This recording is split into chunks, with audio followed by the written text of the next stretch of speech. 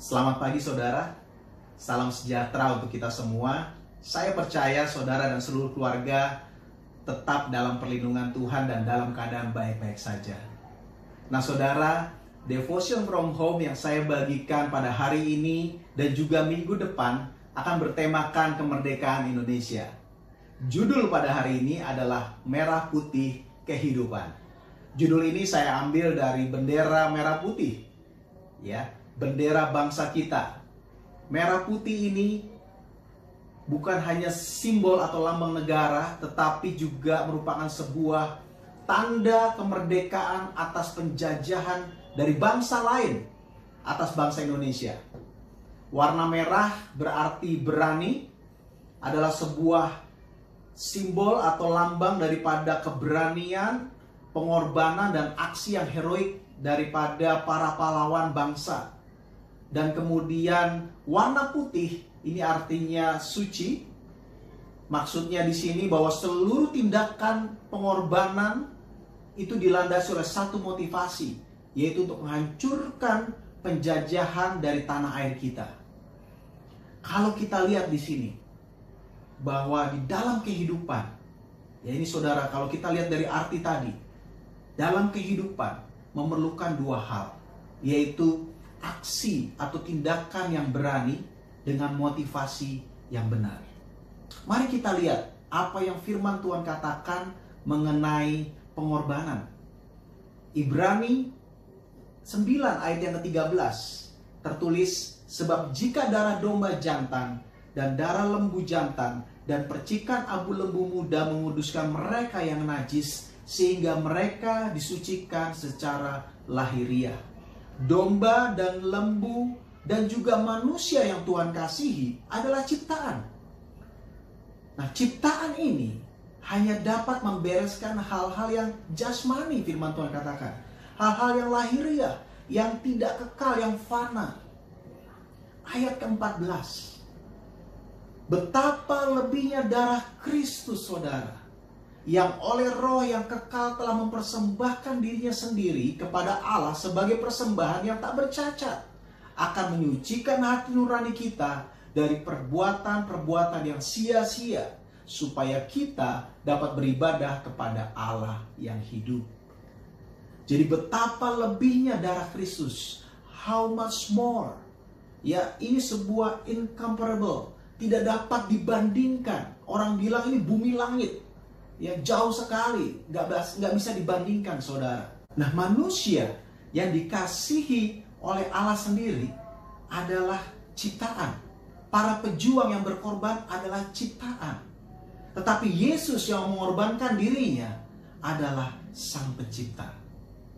Dan ini merupakan sebuah pengorbanan atau jadi korban persembahan yang tak bercacat dan tak bercela. Sebuah persembahan yang sempurna kepada Allah yang hidup. Dan apa hasilnya? Di bagian selanjutnya dikatakan akan menyucikan hati nurani kita dari perbuatan-perbuatan yang sia-sia. Jadi pengorbanan Kristus menyucikan hati kita nurani. Hati nurani kita yang itu adalah apa yang ada di dalam. Bukan ada yang di luar seperti yang tadi, tapi ini di dalam. Dan dari apa? Perbuatan yang sia-sia, dead works, yang memimpin kepada kematian, perbuatan yang memimpin kepada kematian. Ini yang membedakan. Setelah kita bertobat, setelah kita menerima, setelah kita dibebaskan, kita akan hidup dalam perbuatan yang tidak sia-sia lagi, yang memimpin kepada kehidupan untuk menyembah Allah yang hidup. Jadi pengorbanan Yesus menghancurkan penjajahan dosa atas manusia. Dengan ini kemerdekaan dan kebebasan telah kita dapatkan, saudara. Selanjutnya adalah bagaimana kita mengisi kemerdekaan. Di dalam Kisah Para Rasul 3 ayat yang ke-6. Sebelum saya bacakan ayat ini, saya mau bercerita background daripada ayat ini adalah ketika Rasul Petrus dan Rasul Yohanes itu mau berdoa di bait Allah, tetapi bertemu dengan seorang yang lumpuh, dan orang lumpuh ini meminta-minta sedekah kepada mereka. Lalu jawab Petrus, Tetapi Petrus berkata, emas dan perak tidak ada padaku, tetapi apa yang kupunyai, kuberikan kepadamu. Demi nama Yesus Kristus, orang Nazaret itu, berjalanlah. Lihat saudara, hasil pengorbanan Yesus berdampak kepada orang lain. Emas dan perak itu memang dibutuhkan oleh orang lumpuh itu, tetapi kesembuhan itu lebih dibutuhkan. Ayat selanjutnya, lalu ia memegang tangan kanan orang itu dan membantu dia berdiri. Seketika itu juga kuatlah kaki dan mata kaki orang itu. Ia melonjak berdiri, lalu berjalan kian kemari dan mengikuti mereka ke dalam bait Allah, berjalan dan berlompat-lompat serta memuji Allah. Jadi bukan hanya sembuh, lebih jauh lagi, bertobat, mengasihi Tuhan, mengakui keberadaan Tuhan, memuji Allah. Dia sudah dibebaskan orang ini dari dosa, dan kemudian secara fisik dia sembuh. Nah saudara, ketika dia sembuh secara fisik, saya percaya dia akan mulai bekerja dan tidak minta-minta sedekah lagi. Dia mulai dengan apa yang Tuhan sudah berikan, yaitu kesembuhan itu. Kondisi fisik yang normal akan membuat dia dapat hidup dan bekerja, mendatangkan emas dan perak yang tetap dia butuhkan untuk hidup. Ya, firman Tuhan dalam 2 Tesalonika 3 ayat yang ke-10 berkata, jika seorang tidak mau bekerja, janganlah ia makan. Inilah yang pasti akan diajarkan oleh para rasul kepada orang yang tadinya lumpuh, yang sekarang sudah sembuh itu, untuk bekerja dan supaya dia bisa berhasil dan mengambil hasil daripada apa yang dilakukannya.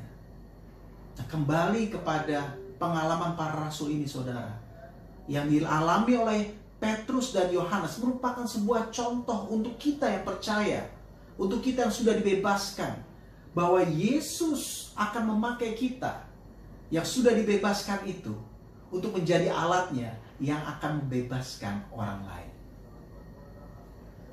Jadi yang saya mau sampaikan di sini, mari kita berterima kasih saudara kepada para pahlawan bangsa ini, ya, dimana kita sehingga kita bebas daripada penjajahan dan kita dapat hidup dengan aman. Tetapi terlebih lagi kita bersyukur atas pengorbanan Yesus Kristus yang telah membebaskan kita dari penjajahan dosa, yang dimana dengan rohnya, ya, dia menuntun kita dalam kehidupan sehari-hari. Pengorbanan Yesus ini adalah warna merah yang sesungguhnya. Dan rohnya yang suci ini yang menuntun kita tadi, yang memotivasi kita, adalah warna putih yang sesungguhnya. Jadi itulah merah putih kehidupan. Mari saudara, inilah saatnya untuk kita mengisi kemerdekaan Indonesia dengan kemerdekaan yang sesungguhnya di dalam kehidupan kita masing-masing. Mari kita berdoa. Tuhan Yesus, saat ini Tuhan, aku berdoa untuk setiap umat-Mu yang percaya. Tuhan, Engkau sudah bebaskan kami, Engkau sudah lepaskan kami daripada penjajahan dosa. Engkau yang menyertai kami dengan roh-Mu. Pengorbanan-Mu adalah merah itu sendiri Tuhan, tindakan yang berani. Dan kemudian roh-Mu yang kudus itu adalah warna putih itu sendiri, yang suci Tuhan, yang menyertai kami, yang memotivasi, mendorong kami setiap hari untuk terus berjalan di dalam kehendak-Mu. Tuhan, aku berdoa setiap umat-Mu Tuhan, yang bekerja, yang berkeluarga, Engkau berkati Tuhan, sehingga menjadi alat untuk membawa kebebasan bagi orang lain. Terima kasih Tuhan, Engkau yang sudah membebaskan kami, kami mengucap syukur di dalam nama Tuhan Yesus. Amin. Selamat mengisi kemerdekaan. Tuhan Yesus memberkati kita.